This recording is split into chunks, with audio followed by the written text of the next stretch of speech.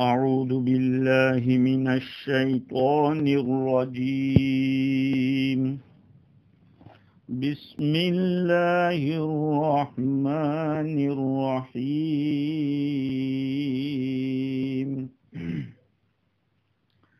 وما كنت بجانب الغربي إذ قضينا موسى الأمر وما كنت من الشاهدين ولكننا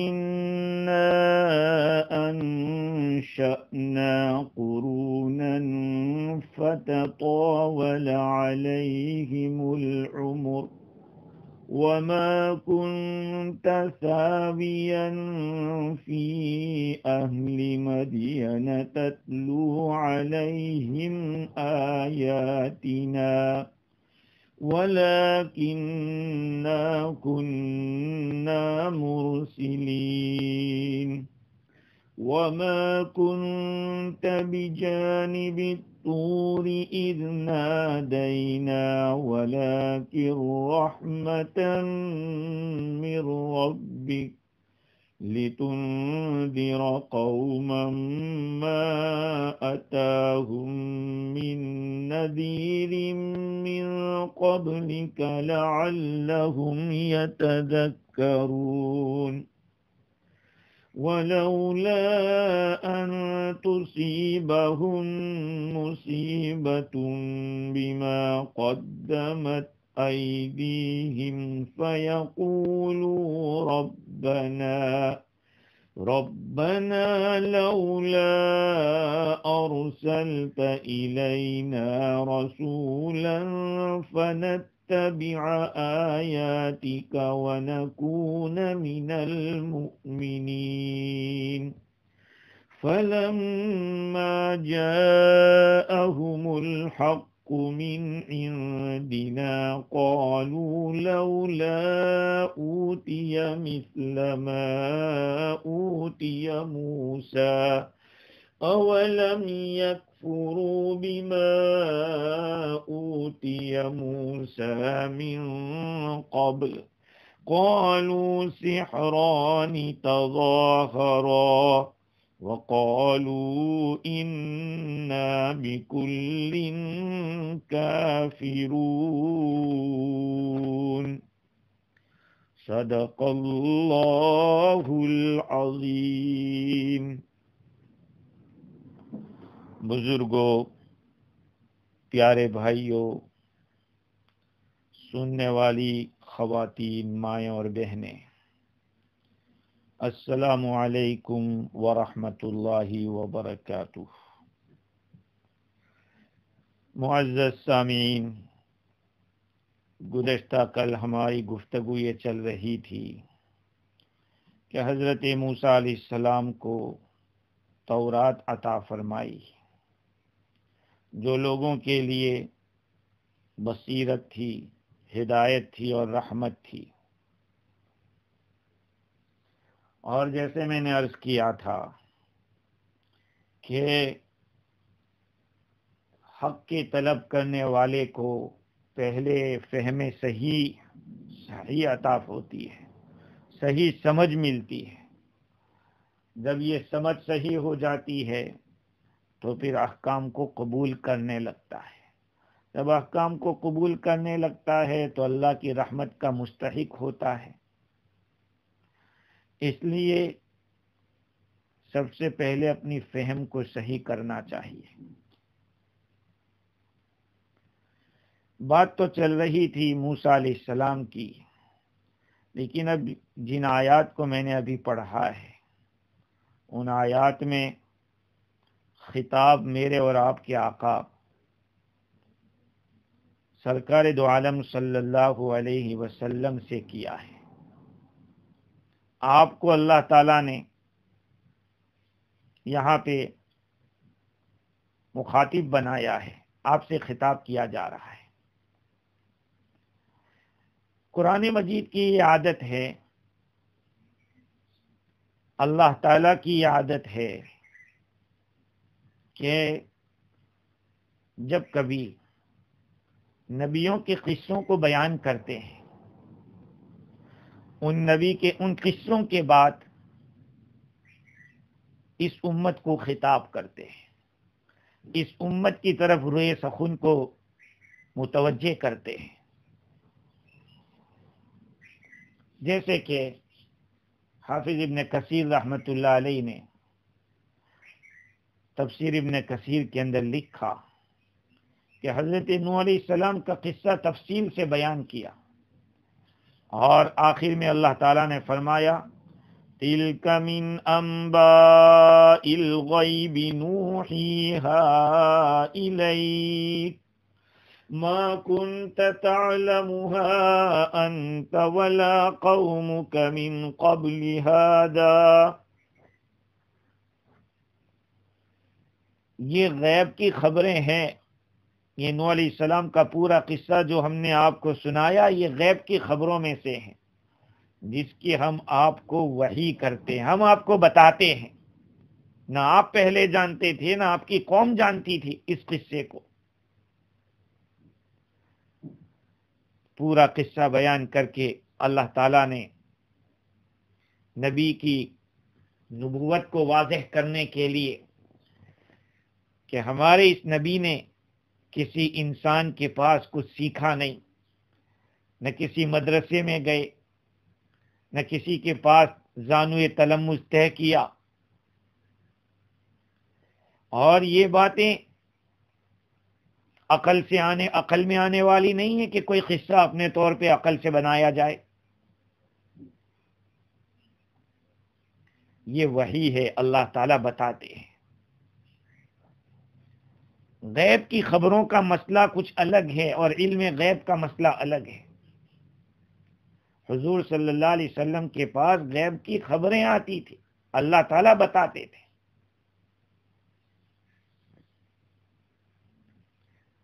حضرت مریم علیہ السلام کا جہاں تذکرہ ہے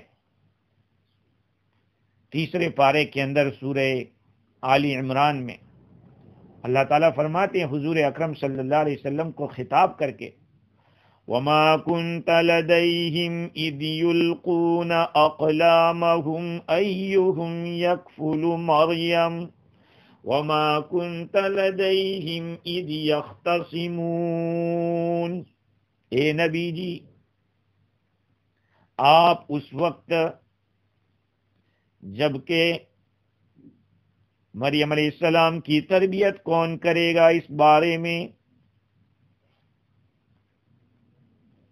قلم ڈال رہے تھے کہ کون حضرت مریم کی کفالت کرے گا، آپ اس وقت موجود نہیں تھے. وما كنت لديهم اذ يختصمون. اے نبی جی، آپ اس وقت بھی موجود نہیں تھے جبکہ مریم علیہ السلام کے بارے میں لوگ جھگڑا کر رہے تھے کہ کون کس کی کفالت میں رہے گی. پھر بھی حضور نے یہ پورا قصہ سنایا، اور یہ قصہ عقل سے سوچ کر نہیں تیار کیا جاتا. یہ آپ کی نبوت کی نشانی ہے کہ اللہ آپ کو بتاتے ہیں، اللہ وحی کرتے ہیں. حضرت یوسف علیہ السلام کا قصہ جہاں ختم ہوتا ہے وہاں اللہ تعالیٰ فرماتے ہیں ذَلِكَ مِنْ أَنْبَاءِ الْغَيْبِ نُوحِيهِ إِلَيْكَ وَمَا كُنْتَ لَدَيْهِمْ إِذْ أَجْمَعُوا أَمْرَهُمْ وَهُمْ يَمْكُرُونَ. یہ غیب کی خبروں میں سے ہے جس کی ہم آپ کی طرف وحی کرتے ہیں. آپ اس وقت نہیں تھے وہاں جبکہ وہ لوگ ایک بات پہ اتفاق کر رہے تھے، وہ تدبیر کر رہے تھے. تو یہ اللہ تعالیٰ کی عادت ہے. قرآن مجید کے اندر بھی اللہ نے اسی طریقے کو اپنایا ہے کہ جب کسی نبی کے قصے کو بیان کرتے ہیں تو پھر مکہ والوں سے خطاب کیا جاتا ہے، مکہ والوں کی طرف روئے سخن کو متوجہ کیا جاتا ہے۔ یہاں پر بھی حضرت موسیٰ علیہ السلام کا واقعہ چل رہا تھا، اللہ تعالیٰ نے اپنے حبیب صلی اللہ علیہ وسلم کو خطاب کیا اور فرمایا وَمَا كُنْتَ بِجَانِبِ الْغَرْبِيِّ إِذْ قَضَيْنَا إِلَى مُوسَى الْأَمْرَ وَمَا كُنْتَ مِنَ الشَّاهِدِينَ۔ اے نبی جی، آپ نہ تو اس وقت موجود تھے کوہ طور کی مغربی جانب میں جبکہ اللہ تعالیٰ نے موسیٰ علیہ السلام کو حکم بھیجا تھا، وَمَا كُنْتَ مِنَ الشَّاهِدِينَ، اور نہ تو آپ دیکھنے والوں میں سے تھے، وَلَكِنَّا أَنشَأْنَا قُرُونًا فَتَطَاوَلَ عَلَيْهِمُ الْعُمُرُ، لیکن ہم نے پیدا کی کئی جماعتیں۔ یہ قرونہ یہاں بھی آ رہا ہے، قرآن میں بار بار قرونہ آ رہا ہے۔ فَتَطَاوَلَ عَلَيْهِمُ الْعُمُرُ، پھر ان کے اوپر لمبی مدت گزر گئی۔ وَمَا كُنْتَ سَاوِيًا فِي أَهْلِ مَدْيَنَ تَتْلُو عَلَيْهِمْ آيَاتِنَا، اور نہ تو آپ مدین والوں میں رہتے تھے کہ ان کے سامنے ہماری آیتیں پڑھتے، وَلَكِنَّا كُنَّا مُرْسِلِينَ، لیکن ہم رسول بنا کے بھیجنے والے تھے، لیکن ہم تو رسول بھیجتے ہی رہے ہیں۔ وَمَا كُنْتَ بِجَانِبِ الطُّورِ إِذْ نَادَيْنَا، اور اے نبی جی، آپ طور کے کنارے کے اوپر نہیں تھے جبکہ ہم نے آواز دی۔ اللہ تعالیٰ فرما رہے ہیں کہ آپ نہ تو موسیٰ علیہ السلام کو ہم نے نبوت دی اس وقت موجود تھے، نہ ہم نے موسیٰ علیہ السلام کو تورات دی اس وقت آپ موجود تھے۔ 70 آدمی موسیٰ علیہ السلام کے ساتھ جو گئے تھے ان میں آپ نہیں تھے، پھر بھی ہم نے رحمت کی ہے ان لوگوں کے، اور رحمت سے آپ کو بھیجا ہے۔ یہاں پہ ایک بات معلوم ہونی چاہیے کہ جو کوئی بھی انفارمیشن آپ کے پاس آتی ہے، اگر پرفیکٹ انفارمیشن چاہیے، یقینی جس کو کہا جائے، اس کے لیے علم کا ہونا ضروری ہے۔ آپ کوئی بات بتا رہے ہیں، کسی جگہ پہ خبر دے رہے ہیں کہ فلانی جگہ پہ ایسا ہوا، تو آپ سے پوچھا جائے گا کہ آپ کو کیسے پتا چلا؟ آپ کہیں گے فلاں سے میں نے سنا، یا آپ کہیں گے میں نے خود دیکھا۔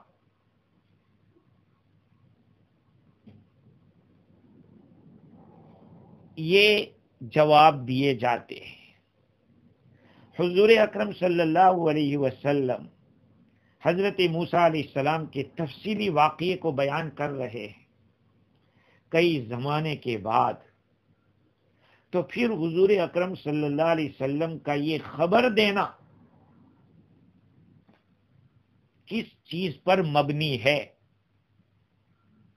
پہلے بھی میں نے عرض کیا ہے کہ انسان کو جو علم حاصل ہوتا ہے حواس سے خمسہ ظاہرہ سے ہوتا ہے۔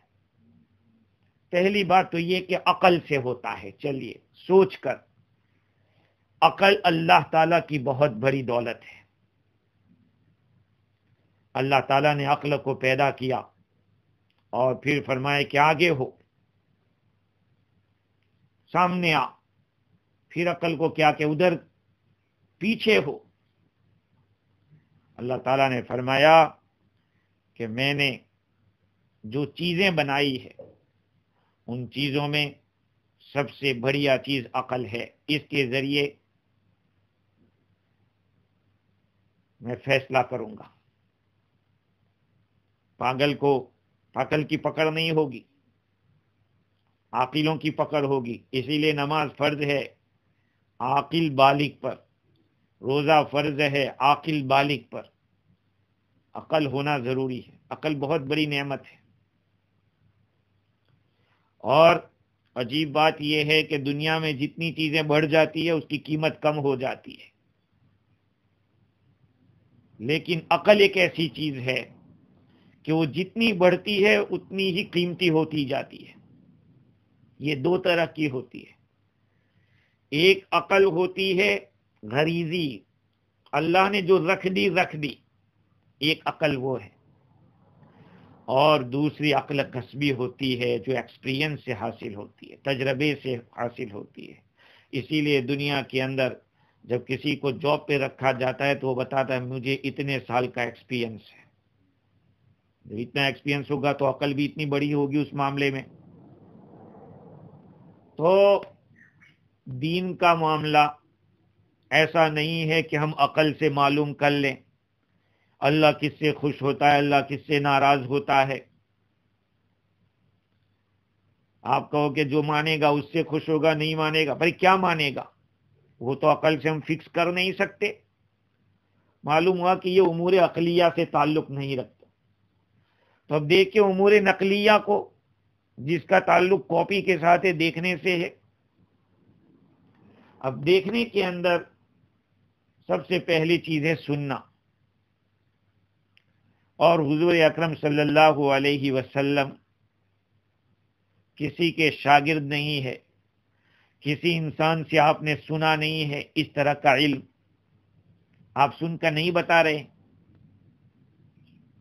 حضور صلی اللہ علیہ وسلم کا لوگوں کے ساتھ اس طرح کے علم کے لیے بیٹھنا، ملنا جلنا، کہیں یونیورسٹی میں جانا یا مدرسے میں جانا کہیں نہیں، لہذا یہ سننے والی بات بھی نہیں چلے گی۔ تیسری بات ہے مشاہدہ، دیکھنا۔ یہ دیکھنا بھی ثابت نہیں، اس لیے کہ موسیٰ علیہ السلام کا زمانہ تو حضور اکرم صلی اللہ علیہ وسلم کے زمانے سے صدیوں پرانا ہے۔ صدیوں پہلے حضرت موسیٰ علیہ السلام اس دنیا میں تھے، لہذا یہ بھی نہیں۔ صرف ایک چیز باقی رہ جاتی ہے جہاں پہ عقل بھی جواب دے دیتی ہے اور یہ سارے اسباب بھی جواب دے دیتے ہیں، وہ ہے وحی کا طریقہ، جو کہ نبوت کی دلیل ہے۔ حضور اکرم صلی اللہ علیہ وسلم کو اللہ تعالیٰ نے نبوت دی، وحی بھیجی، وحی کے ذریعے یہ سب چیزیں بتائی۔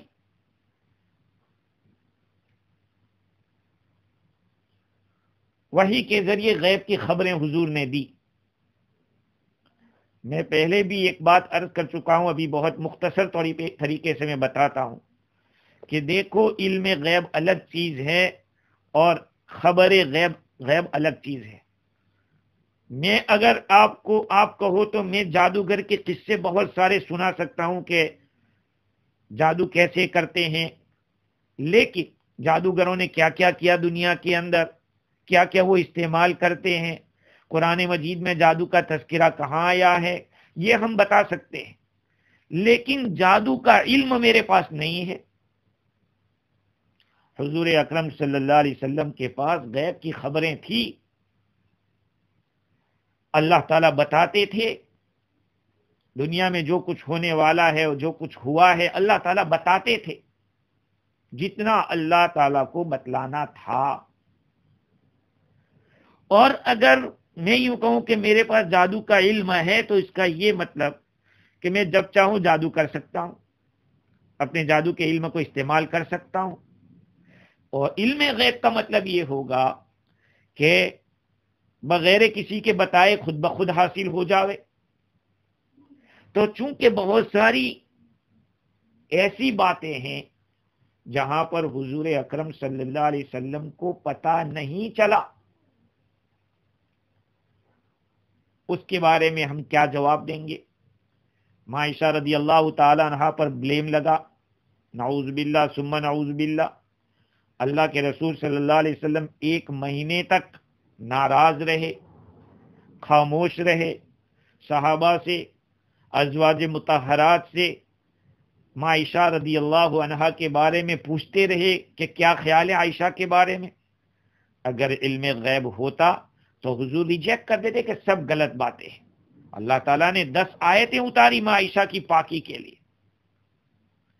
مجھے یہ مسئلہ اس لیے کہنا پڑ رہا ہے کہ بغیر تحقیق کے اٹکل کے ٹکے مارنے والے نہ آگے سوچتے نہ پیچھے سوچتے ہیں. بات اس طرح کی ہونی چاہیے کہ سب چیزیں اپنی اپنی جگہ پہ رہے. خود قرآن مجید میں اللہ رب العزت نے اپنے نبی کو حکم دیا قُل لَا يَعْلَمُ مَنْ فِي السَّمَاوَاتِ وَالْأَرْضِ الْغَيْبَ إِلَّا اللَّهُ. اے نبی جی آپ بتا دیجئے کہ زمین و آسمان میں جو کوئی بھی ہے غیب کو نہیں جانتا مگر اللہ. اللہ کے سوا غیب کو کوئی نہیں جانتا. یہ قرآن کہہ رہا ہے. اور میں کہوں کہ حضور کے پاس علم غیب تھا. قرآن نہ کہہ رہا ہے اور ہم کہہ رہے تو یہ کہو کہ حضور کے پاس غیب کی خبریں تھی. اللہ تعالیٰ اپنے حبیب کو بتاتے تھے ان هو الا وحی یوحی وما ينطق عن الهوى ان هو الا وحی یوحی. نبی اپنی خواہش سے کوئی بات نہیں کرتے, اپنی چاہت سے اپنی طرف سے نہیں کرتے, بلکہ وہ ایک وحی ہوتی ہے جو اللہ کی طرف سے کی جاتی ہے. خیر, اللہ تعالی اس مقام کے اوپر یہ فرما رہے ہیں کہ نبی جی آپ کوہ طور کے اوپر اس وقت نہیں تھے جبکہ اللہ تعالی نے ہم نے موسیٰ کو حکم دیا تھا. اس وقت آپ نہیں تھے, پھر بھی آپ یہ قصہ بیان کر رہے ہیں. اس کا یہ مطلب کہ آپ کے پاس کوئی ایسا پاور ہے جو وحی ہی سے معلوم ہو سکتا ہے, گویا کہ اللہ آپ کو وحی کرتا ہے. یہ وحی ہی سے آپ بتاتے ہیں جو معجزہ ہے, اور آپ کے دعوی نبوت کے اوپر کھلی ہوئی دلیل ہے. پھر بھی یہ مکہ والے نہیں مانتے. آگے چل کے یہ بات آ رہی ہے. امام بغوی نے لکھا ہے کہ اللہ تعالیٰ نے موسیٰ علیہ السلام سے اور ان کی قوم سے یہ ایگریمنٹ لیا تھا میرے اور آپ کے آقا سرکار دو عالم صلی اللہ علیہ وسلم کے بارے میں کہ آپ پر ایمان لائیں گے. یہ موسیٰ علیہ السلام اور ان کی قوم سے عہد لیا تھا.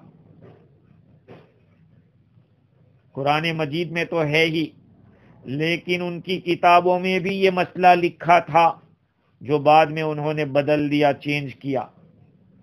زمانہ چلتا گیا. موسیٰ علیہ السلام کے بعد کتنی صدیاں گزر گئی. 100 سال کے بعد دوسرے سال, قرن کے بعد قرن چلتے رہے, یہاں تک کہ وہ ان عہدوں کو بھول گئے اور اس کو پورا کرنا انہوں نے چھوڑ دیا. اللہ تعالیٰ فرماتے کہ نبی جی موسیٰ علیہ السلام سے جب ہم نے عہد لیا تھا اس وقت آپ وہاں موجود نہیں تھے. وما كنت من الشاہدین, اور آپ شہادت والوں میں سے نہیں تھے. وہاں پر جو لوگ حاضر تھے, موسیٰ علیہ السلام کو جب تورات دی گئی اس وقت موسیٰ علیہ السلام کے ساتھ 70 آدمیوں کو لے کر گئے تھے. اس وقت ان میں بھی آپ موجود نہیں تھے. بھئی گواہ تو اسی وقت بن سکتا ہے آدمی جبکہ حاضر ہو.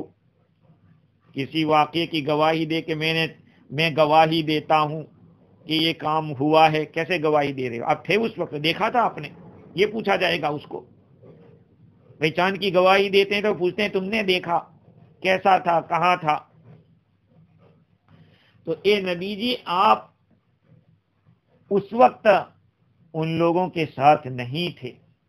وما کنت من الشاہدین. آگے اللہ تعالیٰ فرماتے ہیں وَلَكِنَّا أَنشَأْنَا قُرُونًا فَتَطَاوَلَ عَلَيْهِمُ الْعُمُرُ، لیکن ہم نے کئی جماعتیں پیدا کی، پھر ان کے اوپر زمانہ دراز ہو گیا۔ اللہ تعالیٰ یہ فرما رہے ہیں کہ لوگ آتے گئے، چلتے گئے، زمانہ ایسے بیتتا گیا۔ وَمَا كُنْتَ سَاوِيًا فِي أَهْلِ مَدْيَنَ، ہاں زمانہ دراز ہوتا گیا، پھر بھی ہم نے وحی کی آپ کی طرف، کیونکہ لمبا زمانہ ہو گیا تھا، علوم جو تھے وہ مٹ گئے تھے، شریعتیں بدل چکی تھی، خبروں میں تعارض ہو گیا تھا، اضطراب ہو گیا تھا، تو ہم نے آپ کو نبی بنا کر بھیجا۔ وَمَا كُنْتَ سَاوِيًا فِي أَهْلِ مَدْيَنَ، اور اے نبی جی آپ تو مدین میں رہتے بھی نہیں تھے اس وقت کہ آپ ان کو سناتے ہماری آیتیں، لیکن ہم تو رسول بھیجتے رہے۔ مطلب یہ ہے کہ جیسے آپ نے عطائے تورات کا مشاہدہ نہیں کیا اور پھر بھی صحیح اور یقینی خبر دے رہے ہیں، اسی طرح موسیٰ علیہ السلام کے مدین کے اندر رہنے کا زمانہ بھی آپ نے نہیں دیکھا، پھر بھی آپ وہاں کے حالات جیسے ایک آدمی دیکھا ہوا آدمی بتلاتا ہو اس طرح آپ نے بتلائے۔ آپ ہماری آیتوں کو ان لوگوں کو پڑھ کر سنا رہے ہو۔ یہ ساری باتیں دلالت کر رہی ہے کہ آپ کے اوپر وحی آ رہی ہے۔ ہم تو رسول بنانے والے ہیں کہ رسول بنا کر یہ واقعات وحی سے بتلا دیں۔ اللہ تعالیٰ بار بار الگ الگ قسم کے دلائل بیان کر رہے ہیں۔ اللہ تعالیٰ ایک جملے میں بھی بیان کر دیتے کہ یہ جو کچھ بھی ہوا موسیٰ علیہ السلام کے ساتھ، ان سب میٹرز میں آپ موجود نہیں تھے، پھر بھی آپ نے بیان کیا، اس کا یہ مطلب کہ ہم آپ کو وحی بھیجتے ہیں، لہذا مکہ والوں کو مان لینا چاہیے۔ تو اللہ تعالیٰ نے مدین میں ہونے کا زمانہ پہلے تھا اس کو بعد میں بیان کیا، اور کتاب ملنے کا زمانہ بعد کا ہے اس کو پہلے بیان کر دیا۔ اور ابھی آگے ایک بات اور آ رہی ہے کہ وحی کا جو سلسلہ ہوا تھا وہ بالکل آخر میں آ رہا ہے۔ وَمَا كُنْتَ بِجَانِبِ الطُّورِ إِذْ نَادَيْنَا، اور اے نبی جی آپ کو طور کے کنارے پر نہیں تھے جبکہ ہم نے آواز دی تھی۔ ہم نے جب پکارا تھا موسیٰ علیہ السلام کو، یا موسیٰ، اس وقت ابھی آپ نہیں تھے، پھر بھی ساری باتیں آپ بیان کر رہے ہیں۔ اب یہ سوال ہوتا ہے کہ ہم نے پکارا تھا، کیا پکارا تھا، کس کو پکارا تھا، کیا بات بیان کی تھی؟ اس کے بارے میں مفسرین نے مختلف وجہیں بیان کی۔ ایک بات تو یہ بیان کی کہ اللہ تعالیٰ نے موسیٰ علیہ السلام سے فرمایا کہ میری رحمت ہر چیز کے اوپر کشادہ ہے، اور رحمت میں نے اپنی لکھ دی ہے ان لوگوں کے لیے۔ وَرَحْمَتِي وَسِعَتْ كُلَّ شَيْءٍ فَسَأَكْتُبُهَا لِلَّذِينَ يَتَّقُونَ وَيُؤْتُونَ الزَّكَاةَ، میری رحمت کشادہ ہے ہر چیز کو، میں نے رحمت کو لکھ دیا ہے ان لوگوں کے لیے جو تقوی اختیار کرتے ہیں اور زکوٰۃ ادا کرتے ہیں۔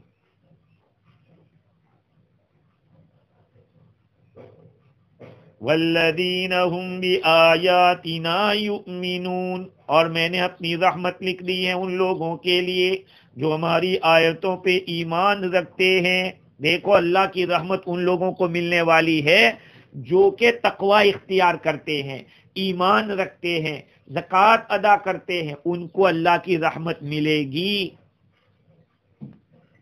آج تو ہم لوگ کیا کہتے ہیں، ارے اللہ بڑا رحیم ہے وہ تو بخش دے گا۔ ارے بھائی بخش تو دے گا، لیکن وہ تو کہہ رہا ہے کہ میری رحمت ان لوگوں کے لیے ہے۔ میں نے لکھ دیے ان لوگوں کے لیے، تو پھر کیا کریں گے؟ صحیح ایمان کرو، ایمان کو صحیح کرو، پرہیزگاری اختیار کرو۔ اللہ ہم سب کو تقوی کی زندگی عطا فرما دے، اللہ کی اپنی رحمت کا مستحق ہم سب کو بنا دے۔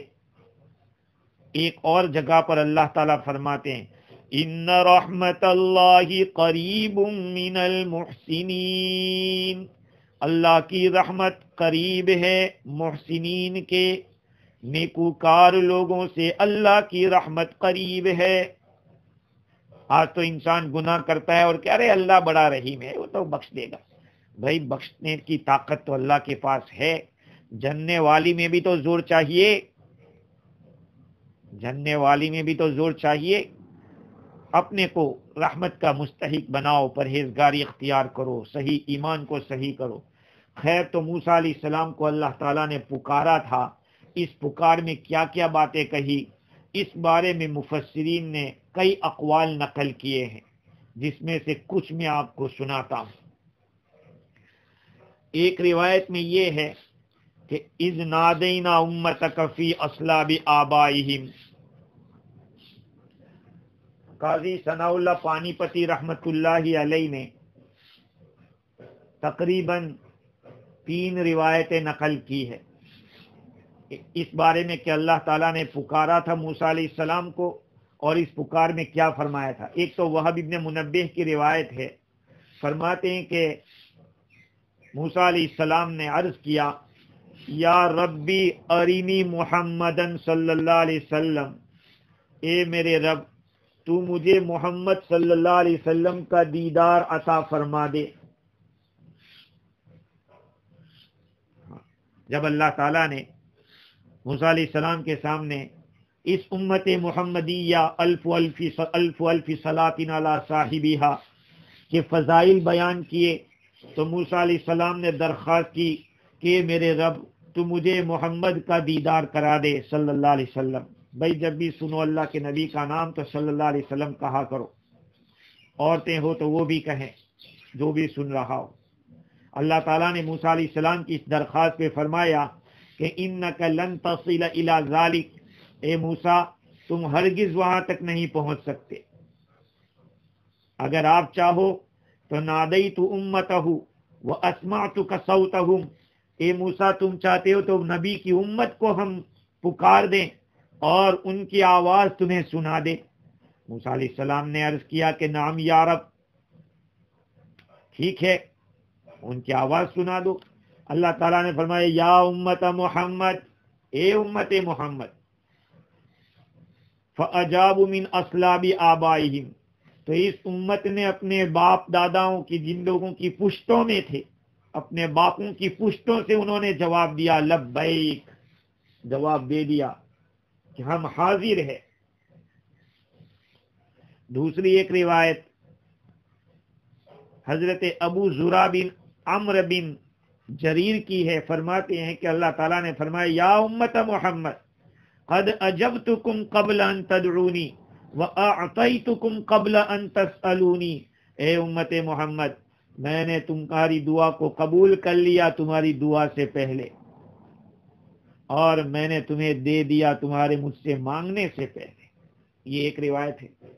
ایک روایت عبداللہ ابن عباس رضی اللہ عنہما کی یہ ہے کہ اللہ تعالیٰ نے فرمایا یا امت محمد، اے محمد کی امت صلی اللہ علیہ وسلم، تو اس امت نے اپنے باپوں کی پشتوں سے اور ماؤں کی رحموں سے جواب دیا لبیک اللہم لبیک ان الحمد والنعمت لک والملک لا شریک لک، حاضر ہوں اے اللہ، ساری تعریفیں اور ساری نعمتیں آپ ہی کے لیے ہے، سلطنت بھی آپ ہی کی ہے، بادشاہت بھی آپ کی ہی ہے، کوئی آپ کا شریک نہیں۔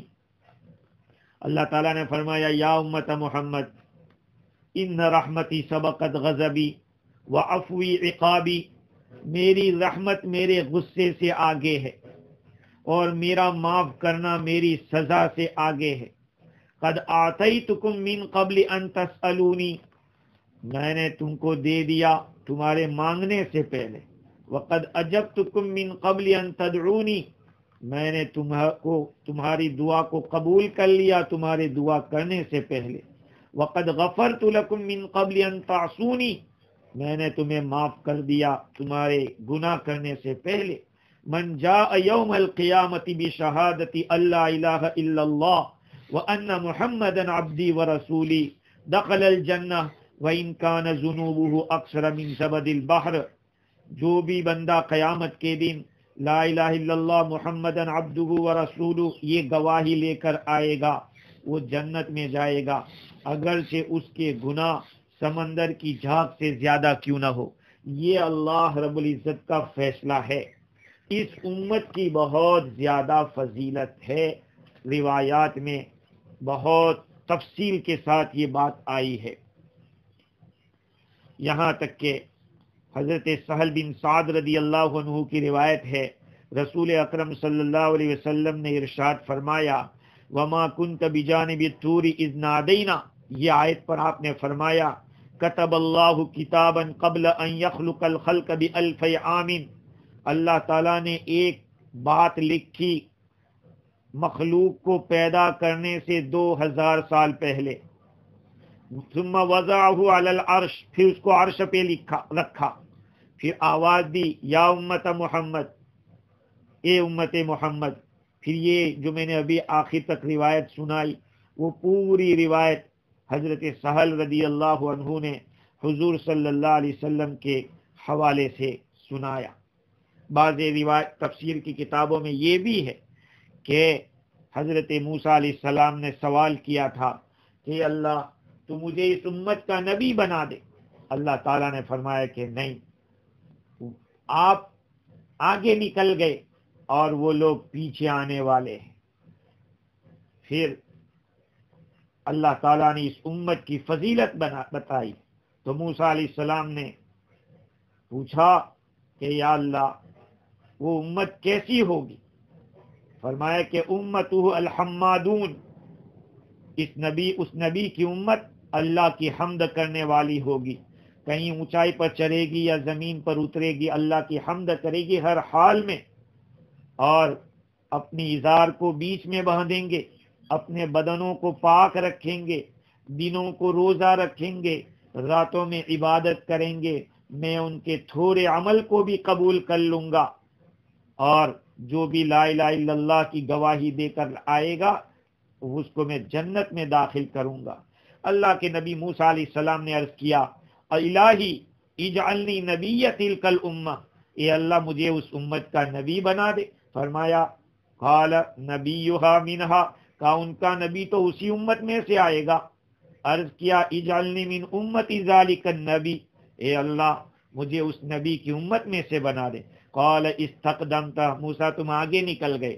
واستاخروا یا موسیٰ، اے موسیٰ وہ پیچھے آنے والے ہیں، لیکن ساجمع بینک وبینہ فی دار الجلال، لیکن میں آپ کو ان کے ساتھ جمع کروں گا دار الجلال میں. یہ ہے روایتیں جس سے پتہ چلتا ہے کہ اس امت کو اللہ رب العزت نے بہت زیادہ فضیلت عطا فرمائی ہے. ایک اور روایت وہب ابن منبہ نے نقل کی کہ جب اللہ تعالیٰ سے موسیٰ علیہ السلام کی ہم کلامی ہوئی، مناجات ہوئی، تو موسیٰ علیہ السلام نے عرض کیا کہ ربی، اے میرے رب، انی اجد فی التوراۃ امتا ہی خیر امت اخرجت للناس یأمرون بالمعروف وینہون عن المنکر فاجعلہم من امتی. اے میرے رب، میں تورات میں ایک ایسی امت کا تذکرہ پاتا ہوں جو ساری امتوں میں بہتر ہوگی، جو لوگوں کے نفع پہنچانے کے لیے نکالی گئی ہوگی، بھلائی کا حکم دیں گے، برائی سے روکیں گے. مجھے میری امت میں سے ان لوگوں کو بنا دو. اللہ تعالیٰ نے فرمایا یا موسیٰ تلک امت احمد، وہ تو احمد کی امت ہے، وہ میرے نبی احمد کی امت ہے. قال یا ربی انی اجد فی التوراۃ، میں نے تورات میں یہ بات بھی دیکھی، انہم یاکلون صدقاتہم، کہ وہ لوگ اپنے صدقات کھائیں گے. دیکھو اگلی امتوں میں جو کوئی بھی صدقہ نکالنا چاہتا یا قربانی پیش کرتا وہ پہاڑ کے اوپر رکھتا تھا، اوپر سے آگ آتی تھی، وہ اس کو کھا جاتی تھی، جس کا قبول ہوتا وہ کھائی جاتی تھی. جس کی قبول نہیں ہوتی وہ ریجیکٹ کر دی جاتی. لیکن اس امت کی یہ فضیلت ہے کہ اس امت کے مالداروں کے صدقات غریبوں کو دیے جائیں گے، مالداروں کی زکوٰۃ ان کے غریبوں کو دی جائے گی. وَتُقْبَلُ ذَلِكَ، اور ان کا کھا لینا یہ بھی قبول کر لیا جائے گا، اور ان کی دعا بھی قبول کی جائے گی. یہ اللہ میری امت میں سے اس امت کو کر دے. تو اللہ تعالیٰ نے فرمایا کہ وہ تو احمد کی امت ہے. تو حضرت موسیٰ علیہ السلام نے اس امت سے ملنے کا شوق ظاہر کیا. اللہ تعالیٰ نے فرمایا کہ آج ان کے ظاہر ہونے کا وقت نہیں ہے. لیس اليوم وقت ظہورہم، اس امت کے ظاہر ہونے کا وقت ابھی نہیں آیا ہے. اگر آپ چاہتے ہو تو میں اس امت کا کلام، ان کی بات سنا دوں. موسیٰ علیہ السلام نے عرض کیا کہ ضرور، کیوں نہیں یا رب. اللہ تعالیٰ نے فرمایا یا امت محمد، اے امت محمد. تو اس امت نے اپنے باپوں کے پشتوں سے، ماؤں کے رحموں سے آواز دی لبیک، جیسے کہ پہلے دوسری روایتوں میں نے نقل کیا. خیر، تو اس امت کی بڑی فضیلت ہے. اسی کی طرف جیسے مفسرین فرما رہے ہیں کہ اشارہ ہے کہ جس وقت ہم نے موسیٰ کو پکارا تھا اس وقت آپ کوہ طور کے کنارے پر نہیں تھے. وَلَٰكِن رَحْمَةً مِّن رَّبِّكَ، لیکن تیرے رب کی رحمت کی وجہ سے ہم نے آپ کو نبی بنا کر بھیجا ہے. کیوں بھیجا؟ لِتُنذِرَ قَوْمًا مَّا أَتَاهُم مِّن نَّذِيرٍ مِّن قَبْلِكَ لَعَلَّهُمْ يَتَذَكَّرُونَ، تاکہ آپ ایسی قوم کو ڈرائیں جن کے اندر آپ سے پہلے کوئی ڈرانے والا نہیں آیا، تاکہ وہ لوگ نصیحت حاصل کریں. تو یہ تو ہماری رحمت تھی کہ ہم نے آپ کو ان کے اندر رسول بنا کر بھیجا. ہاں، حضور اکرم صلی اللہ علیہ وسلم کے زمانے کے، بلکہ آپ کے باپ دادا پردادا، ان لوگوں نے کسی نبی کو دیکھا نہیں تھا. ہاں، کچھ توحید کی باتیں ان لوگوں میں واسطہ در واسطہ پہنچی تھی، وہ کچھ چیزیں تھی ان میں، لیکن کوئی نبی ان کے اندر نہیں آیا تھا. اللہ تعالیٰ فرماتے ہیں کہ ہم اگر یہ چاہتے کہ ان لوگوں کو نبی بھیجے بغیر ہی عذاب دے دیتے تو یہ لوگ یوں کہتے کہ کوئی نبی ہی بھیج دیتے تو ہم مان لیتے، یہ تو نبی بھیجے بغیر ہی آپ نے عذاب بھیج دیا. یہ بات ان لوگوں کی رہے نا، اس لیے بھی ہم نے نبی بھیج دیا. خیر، مزید گفتگو انشاءاللہ آئندہ کل کریں گے. اللہ تعالیٰ مجھے اور آپ کو ان کہی سنی باتوں پر عمل کی توفیق عطا فرمائے. اور درود شریف پڑھ لیں. بسم اللہ الرحمن الرحیم. اللہم لک الحمد کما انت اہلہ ولک الحمد کما ینبغی لجلال وجہک وعظیم سلطانک. سبحان الابدی الابد، سبحان الواحد الاحد، سبحان الفرد الصمد، سبحان رافع السماء بغیر عمد، سبحان من بسط الارض من الماء الجمد، سبحان من خلق الخلق وأحصى كل شيء عددا، سبحان من قسم الرزق ولم ينس أحدا، سبحان الذي لم يتخذ صاحبة ولا ولدا، سبحان الذي لم يلد ولم يولد ولم يكن له كفوا أحد. اللهم صل على محمد وعلى آل محمد كما صليت على إبراهيم وعلى آل إبراهيم إنك حميد مجيد. اللهم بارك على محمد وعلى آل محمد كما باركت على إبراهيم وعلى آل إبراهيم إنك حميد مجيد. ربنا ظلمنا أنفسنا وإن لم تغفر لنا وترحمنا لنكونن من الخاسرين. لا إله إلا أنت سبحانك إني كنت من الظالمين. ربنا آتنا في الدنيا حسنة وفي الآخرة حسنة وقنا عذاب النار. ربنا لا تزغ قلوبنا بعد إذ هديتنا وهب لنا من لدنك رحمة إنك أنت الوهاب. اللهم آت أنفسنا تقواها وزكها أنت خير من زكاها أنت وليها ومولاها. اللهم إنا نسألك رضاك والجنة ونعوذ بك من سخطك والنار. اللهم احفظنا من كل بلاء الدنيا وعذاب القبر وعذاب الآخرة. اللهم ادفع عنا البلاء والوباء. اللهم ادفع عنا البلاء والوباء. اللهم ادفع الكورونا عن ملكنا وعن جميع البلاد. اللہم ادفع قرونا یا الہ العالمین ویا اکرم الاکرمین یا ذا القوة المتین یا ذا الجلال والاکرام یا حنان یا منان یا حی یا قیوم یا ستار العیوب یا غفار الذنوب۔ اے اللہ ہم سب کے گناہوں کو معاف فرما، ہماری خطاؤں سے درگزر فرما۔ الہ العالمین یقیناً ہم گنہگار ہیں، بے شمار آپ کی نعمتوں کے اندر ہم ڈوبے ہوئے ہیں۔ الہ العالمین یقیناً جس دن ہم پیدا ہوئے تھے، اس دنیا میں آئے تھے، ہزاروں بچے اس دنیا میں آئے، کوئی یہودی بنا، کوئی نصرانی بنا، کوئی مجوسی بنا، تو کوئی مشرک بنا۔ یہ مولا آپ ہی کا احسان رہا، آپ ہی کا کرم رہا کہ آپ نے اپنے فضل سے ہمیں ایمان والا بنایا اور اپنے حبیب کی امت میں بنایا۔ الہی ایسی بڑی بڑی نعمتیں جو ہمیں آپ نے دی ہے، آج تک اس کا شکریہ ادا نہیں ہو سکا ہے۔ الہی نعمتوں کا تقاضا یہ تھا کہ ہم شکر گزاری کرتے، لیکن مولا کریم شکر ادا کرے تو آپ کا کیسے ادا کر سکتے ہیں، اور کون کر سکتا ہے؟ الہی آج تک کی ناشکری کو معاف کر دو اور اپنے شکر گزار بندوں میں شامل فرما دو۔ اے اللہ یقیناً آپ کی نعمتوں میں ہم ڈوبے ہوئے ہیں۔ کتنی نعمتیں ایسی ہیں جن کے نعمت ہونے کا ہمیں احساس نہیں ہے۔ الہی اگر تھوڑی دیر کے لیے یہ سانس بند ہو جائے، بیچارے جو کورونا کے اندر مبتلا ہوئے، ان کو بیچاروں کی سانس کی کیسی تکلیف ہو گئی۔ یا اللہ اگر یہ سانس کا مسئلہ تو روک دے تو آدمی پریشان ہو جاتا ہے اور تارے دکھنے لگتے ہیں۔ الہ العالمین آپ نے صاف ستھرا پانی دیا، صاف ستھری ہوا دی۔ الہی آپ کی نعمتوں کو ہم کہاں تک اور کتنا شمار کریں۔ الہی ہر نعمت کا قدردان بنا دے اور آج تک کی ناقدری کو معاف فرما دو۔ الہ العالمین سیدھے راستے پہ چلا دو، برے راستے سے بچا لو۔ ہمیشہ ہر حال میں، خوشی میں، غمی میں، راحت میں، رنج میں آپ کی طرف متوجہ رہنے والے بنا دو، اپنے مقبول بندوں میں شامل فرما دو۔ الہ العالمین اپنا تعلق عطا فرما دو، اپنی محبت سے، اپنی معرفت سے مالا مال فرما دو۔ الہ العالمین اپنا قرب خاص عطا فرما۔ اے مولا، اے کریم، آپ کی توفیق سے جو روزے رکھے گئے، جو کچھ تراویح پڑھی گئی، الہی اپنے فضل سے قبول فرما، اور ان میں جو کوتاہیاں ہوئی ہو الہی اس کو معاف فرما دو۔ الہ العالمین امت کے حال پہ رحم فرما دو۔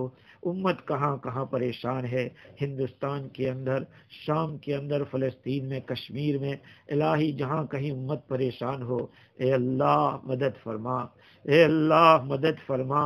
الہ العالمین الہی یقیناً ہم نے تو آپ کے حکام کو چھوڑا ہے، لیکن ان کی نظروں میں یہ بات کھل رہی ہے کہ یہ کلمہ پڑھنے والے ہیں، یہ اللہ کو ماننے والے ہیں، یہ مسلمان ہے، یہ لوگوں کو کھل رہا ہے۔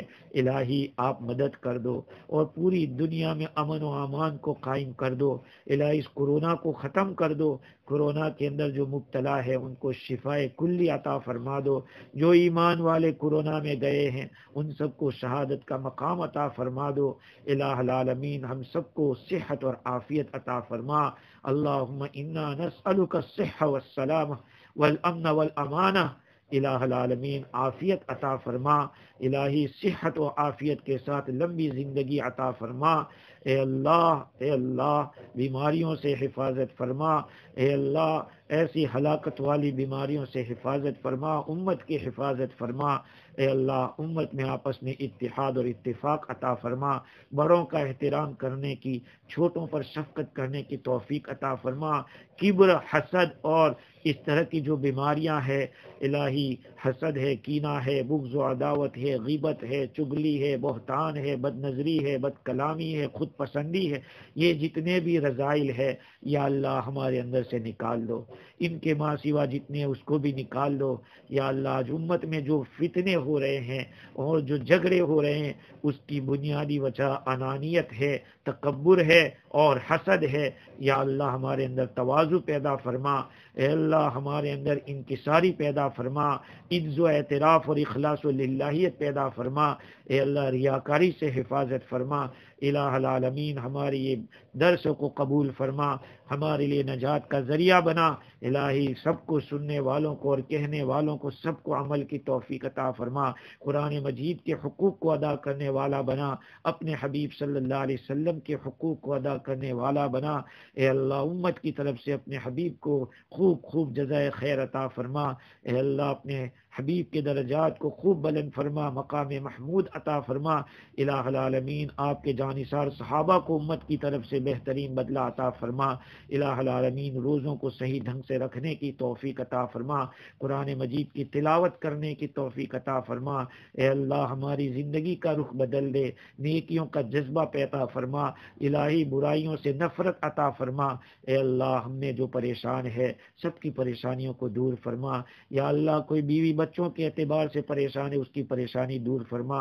جس کی ہاں اولاد نہ ان کو اولاد صالحہ عطا فرما، الہی جو بیچارہ روزگار کے اعتبار سے پریشان ہو اس کو رزق حلال وسعت کے ساتھ عطا فرما، اے اللہ پوری دنیا میں مسلمان پریشان ہیں، ان حالات میں بزنس سے بیچارے محروم ہو گئے، الہی اپنے فضل سے غیب سے رزق عطا فرما، ان کے الہی بزنس میں اور تجارت میں خوب ترقی عطا فرما، الہی کوئی اگر پریشان ہے اپنے حالات کے اعتبار سے بیماریوں سے پریشان ہے سب کی پریشانیوں کو دور فرما، اے اللہ جو بے جوڑ ہیں ان کو نیک صالح جوڑے عطا فرما، جو بے اولاد ان کو اولاد صالحہ عطا فرما، جہاں میاں بیوی میں ناچاکی ہو نا اتفاقی ہو یا اللہ اس کو الفت سے بدل لے، آپس میں خوب جوڑ پیدا فرما، الہ العالمین گھروں میں برکت عطا فرما، الہ العالمین اپنے فضل سے قلبی سکون عطا فرما، اے اللہ ہماری نسلوں میں علماء صلحاء پیدا فرما، دیندار پیدا فرما، اولیاء کاملین پیدا فرما،